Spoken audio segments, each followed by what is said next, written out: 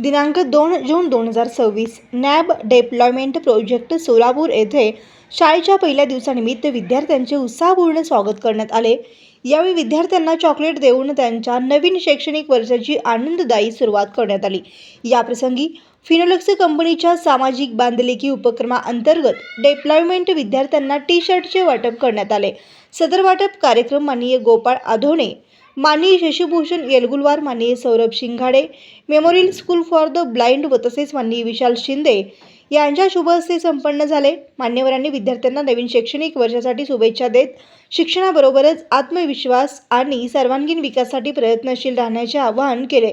फिनोलेक्स कंपनीचे दिलेल्या या सहकार्याबद्दल उपस्थितांनी कृतज्ञता व्यक्त केली। कार्यक्रमाचे सूत्रसंचालन सौ शोभा गिराम यांनी केले तर आभार प्रदर्शन कुमारी भाग्यश्री पावठे यांनी केले। कार्यक्रमात शैक्षणिक कर्मचारी, पालक व विद्यार्थी मोठ्या संख्येने उपस्थित होते।